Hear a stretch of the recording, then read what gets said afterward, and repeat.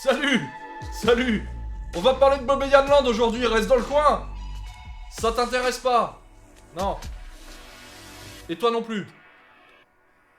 Bon bah générique.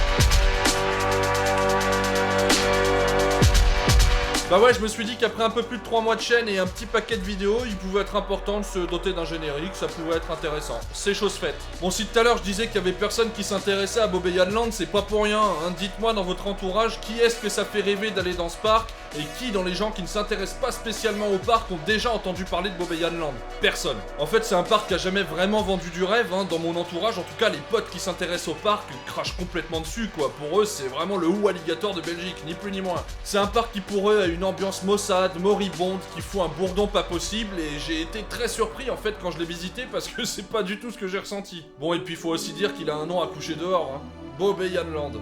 Bon, avant d'entrer dans les détails, on va resituer un petit peu ce qu'est Bobbejaanland Land, d'où ça vient. Dans les années 50, il y avait un chanteur belge qui faisait de la country, qui s'appelait Bobbejaan Schoepen.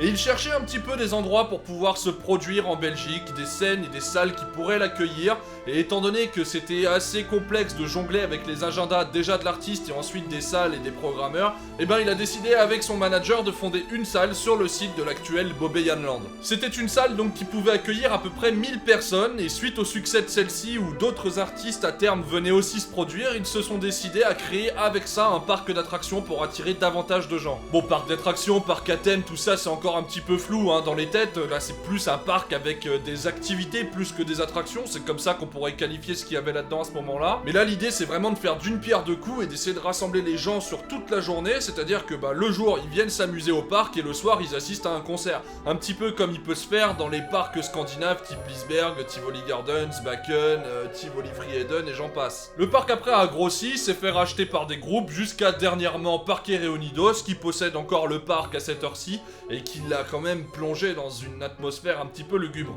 En gros ils en ont fait un fourre-tout, un joyeux bordel avec des attractions posées là, avec des thématiques histoire de dire on met une thématique dedans, un truc indien, un truc un peu bizarre attrape-rêve, un truc psyché, un truc western, un truc banane. Et puis une nouvelle montagne russe en 2011 quand on y est allé venait d'ouvrir, c'est Diz, un spinning coaster Morerzone qui vraiment n'était pas très qualitatif. Et c'est d'autant plus dommage que les 2 dernières montagnes russes à avoir ouvert dans le parc, ça commençait à dater, hein. C'était 7 ans auparavant pour la saison 2004 avec Typhoon et Okidoki. Bon, pour ainsi dire, quand je discutais avec les potes, la seule attraction qui sortait du lot c'était Sledgehammer, et effectivement elle sort encore du lot aujourd'hui, mais pour moi il y en avait d'autres. Et en plus de Sledgehammer, ces 2 autres, j'ose limite pas en parler parce que je sais que je vais me faire massacrer la tronche et on va me dire mais qu'est-ce que tu dis, c'est nul. Et pour moi non, c'est pas nul, il y a une atmosphère, il y a une envie de bien faire, j'ai plus ou moins réussi mais ça fonctionne quand même. En tout cas sur moi ça a fonctionné, donc peut-être que sur vous ça va fonctionner aussi. Mais je vais pas spoiler tout de suite, hein, ce serait quand même dommage. Retenez juste que pour moi il n'y a pas une seule attraction, c'est-à-dire qu'il n'y a pas que Sledgehammer, il y en a 2 supplémentaires. Bon, ça fait un peu maigrelet, on est d'accord, mais c'est toujours ça de prix. Et je vais vous laisser découvrir desquels je veux parler tout de suite avec ce que j'ai monté et ce que j'ai photographié. Alors ce parc c'est bien simple, je ne savais absolument pas quoi en penser avant d'y aller. Je me disais que ce serait un chouette petit parc avec des attractions que j'attendais pas mal, genre Sledgehammer, et qu'il y avait de quoi passer une bonne journée avec ce nouveau spinning morer fraîchement ouvert, j'ai nommé Diz. Ah oui, mais les premières vidéos de la bête apparaissent sur le net, les premiers avis aussi, et il semble être absolument surfreiné. Aïe. Bon, merde, nous y allons tout de même, et qui vivra verra, hein. D'autant qu'il y a quand même un petit plus 7 à se faire, et ça ne se refuse pas. En voiture Simone, en route pour de nouvelles aventures et pour de nouveaux bouchons aussi, parce que pour ceux qui connaissent, la traversée d'Anvers et de sa zone portuaire, c'est pas franchement une sinécure, hein. Mais Jamie, pourquoi t'as pris le périph' à cette heure-ci? C'est le bouchon là, on est bloqué. Ça y est, il est 10h30 et nous arrivons au parc. Ouf, pas trop de retard. On aura certainement le temps de faire tout ce qu'on veut aujourd'hui, même si le parc ferme tôt, 17h avec certaines attractions fermant quand même à 16h30, hein. C'est un peu le poulailler là-dedans. Je veux mon neveu, d'autant plus qu'il n'y avait pas grand monde ce jour-là, donc bon, ça permet au moins de pouvoir faire le tour assez tranquillement. Bobbejaanland Land est facilement repérable de par son éolienne en s'en approchant, il vous faudra tout de même passer une grande rue pleine de maisons closes avant d'arriver au parc. Ensuite, n'oubliez pas de prendre votre jeton pour le parking, aux caisses à votre arrivée, afin de ne pas rester comme nous, comme des cons, devant la barrière en bloquant tout le passage passage alors que votre copilote court acheter un fameux jeton et qu'on vous klaxonne au cul. Enfin bon, là je suis déjà sur le retour alors qu'on n'a même pas commencé à visiter le parc. Entrons donc là-dedans pour découvrir l'univers de notre cher Bobeyan mort il y a peu. C'était un chanteur belge de country, cherchez pas la cohérence entre la Belgique et la country, il y en a pas. Par quoi allons-nous donc commencer? Je vois le livre de Typhoon face à moi et la file d'attente n'est pas loin. Mais non, on va se le garder pour la fin et on va plutôt se diriger vers la gauche pour les rider Bob Express si vous le voulez bien. Vous le voulez bien? Eh ben c'est cool. Déjà ce qui frappe c'est la gueule des trains complètement flashy sans qu'on ne sache pourquoi plus de sobriété n'a pas été apportée. Mais finalement, qu'importe puisque le ride en lui-même est plutôt sympathique pour un powered.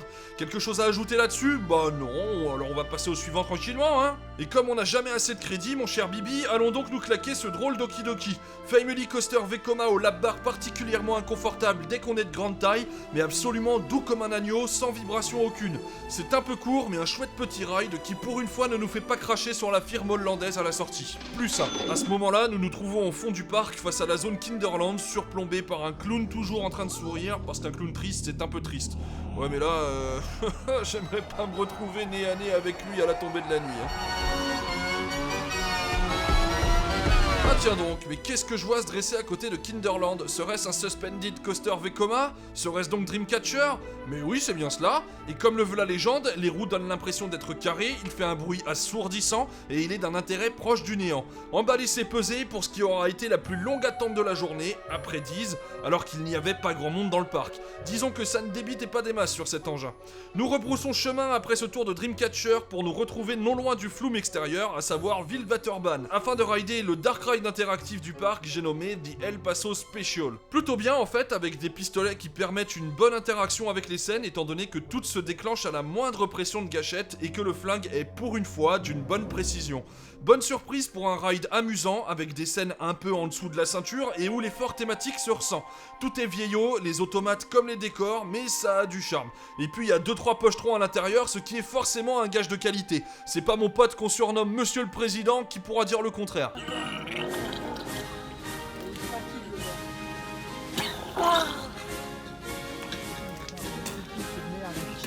Il est temps de goûter la fameuse bouffe de Bobeyan Land, étant donné qu'aujourd'hui nous n'avons pas pris de pique-nique. Et une nouvelle fois, comme le veut la légende, c'est pas fameux. Hot dog et frites nous suffiront amplement, on va pas pousser le vice plus loin que ça. La bouffe en Flandre et en Hollande, c'est quand même un sacré calvaire, y a pas à chier. Après l'interlude culinaire du jour, approchons-nous de la nouveauté 2011 du parc, se trouvant à l'opposé d'Okidoki et consorts. Diz est donc un spinning coaster SC3000 au parcours totalement custom. Les SC3000 sont les plus gros spinning de chez Maurer. Exemple les Winjas, Dragon's Fury, Tarantula, tout cela sont des SC3000 n'ayant aucunement à pâlir de leur réputation d'excellent crédit. Puis vint Diz, avec sa thématique ni fête ni affaire, et ce n'est pas l'horrible gare qui me fera changer d'avis. Non mais regardez-moi ça, on dirait un préfabriqué sur un chantier à côté des chiottes chimiques. La file dure une bonne quarantaine de minutes, à cause des sections de blocs surfrénées et des 2 seuls trains sortis sur le parcours. Ouais, j'ai bien dit 2 trains. Côté déco, ça ne ressemble à rien, très géométrique et coloré pour des rails, supports et trains totalement noirs. En fait, les trains n'étaient juste pas encore peints. Ça sent l'ouverture un peu précipitée tout ça. Puis ça y est, nous prenons place. Entame du lift, puis arrivée au sommet, toute petite descente avec demi-tour au-dessus du lac. Portion de bloc surfrénée dans laquelle on voudrait descendre du train pour l'aider à avancer, c'est une catastrophe. Plus grande descente plutôt sympathique pour nous mener de l'autre côté du chemin passant sous Diz avec une nouvelle portion de bloc qui permet au train de spinner un petit peu. Et pour un spinning, c'est quand même dommage que je doive le souligner. Enfin, dernière petite portion, très courte avant le retour en gare. A noter la remise en place du train face au rail qui se fait assez violemment avec une cale-barre qui vient frapper sous le train pour le bloquer, comme sur tous les spinning Maurer en fait, mais cette technologie me paraît toujours un petit peu moyenâgeuse. Alors ce Diz n'est clairement pas au max de son potentiel, mais il y a quand même des petites sensations rigolotes qui font tout l'intérêt de ce genre de grand 8. Ce qu'on voudrait maintenant, c'est que les freins soient desserrés, ce qui peut être envisageable, c'est un truc que le parc et le constructeur peuvent faire, et que le parcours soit plus long, ce qui est tout à fait inconcevable, en tout cas pour le parc. Dans l'état, on va lui préférer un certain Crush's Coaster, c'est dire qu'il y a encore du boulot. Et un petit peu de flat ride, ça vous dit? Pas que ma copine aime ça, puisqu'elle m'a attendu pendant que je posais mes fesses sur Sledgehammer. Par contre, le flyaway, hors de question, jamais de la vie mes petits potes. Je tiens pas à gerber dans tout le parc jusqu'à la fin de la journée.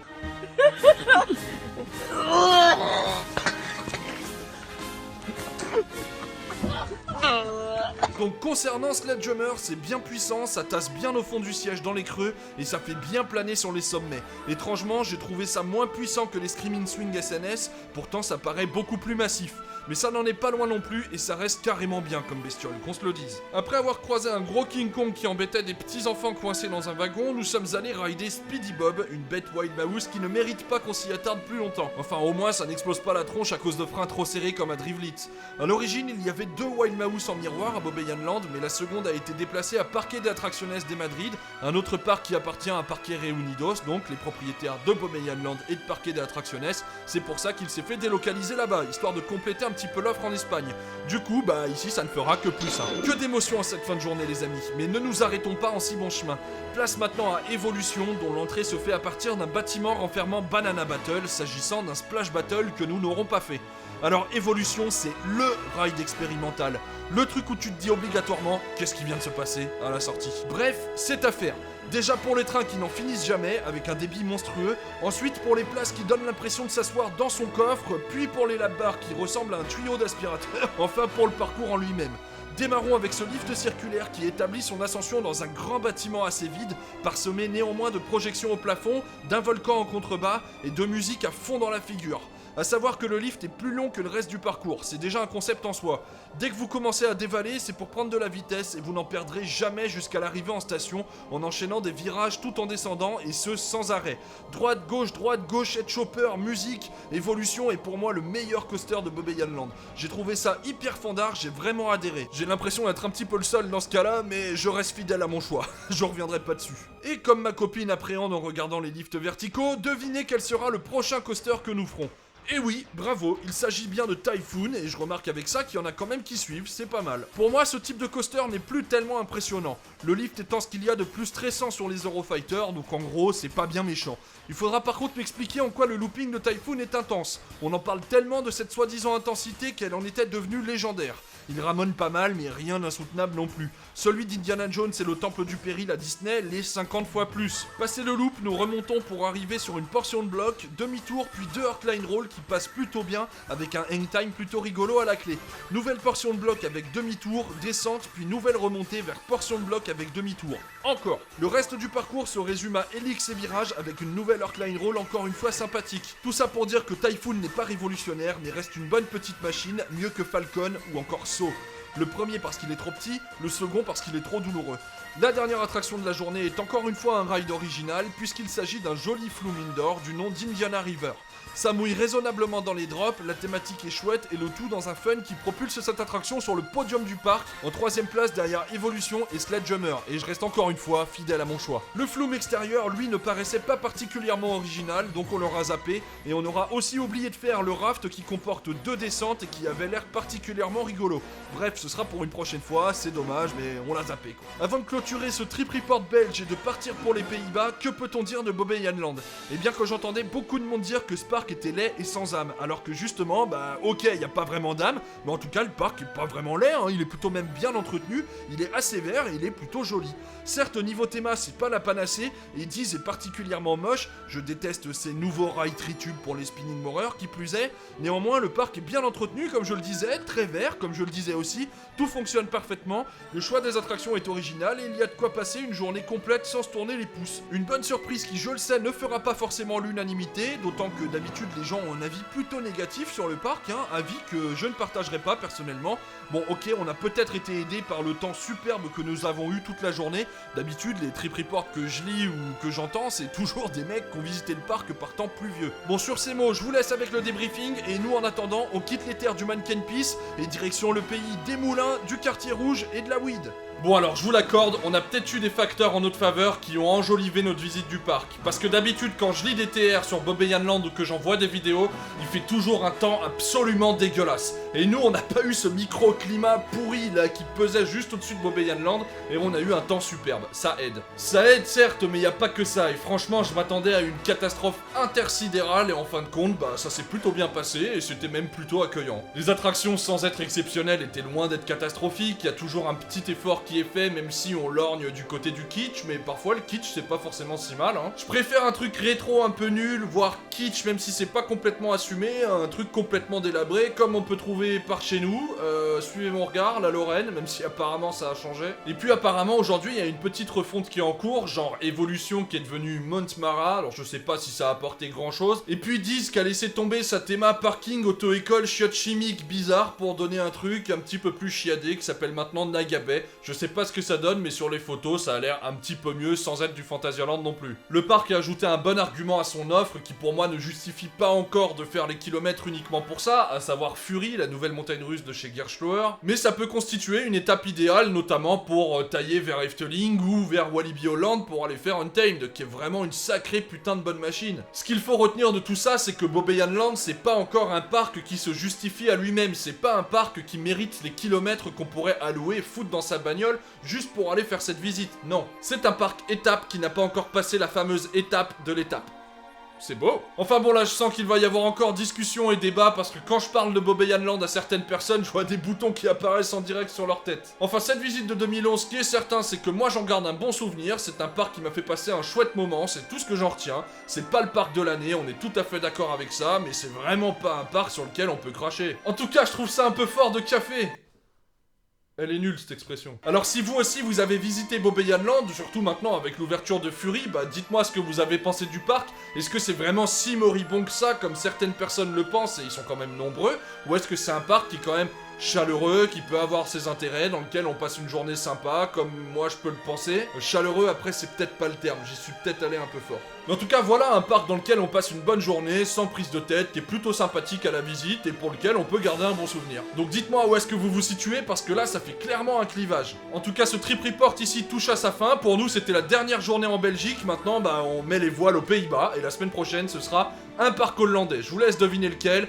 C'est pas bien compliqué. En tout cas, messieurs, dames, j'espère que cette vidéo vous a plu. Si tel est le cas, n'hésitez pas à vous abonner, ça fait plaisir pour moi. Vous aurez du contenu sur les parcs d'attractions une fois par semaine, en l'occurrence le vendredi à 18h. Et pour les abonnés, on se retrouve vendredi prochain, donc 18h pour la suite du TR. Portez-vous bien et ridez bien.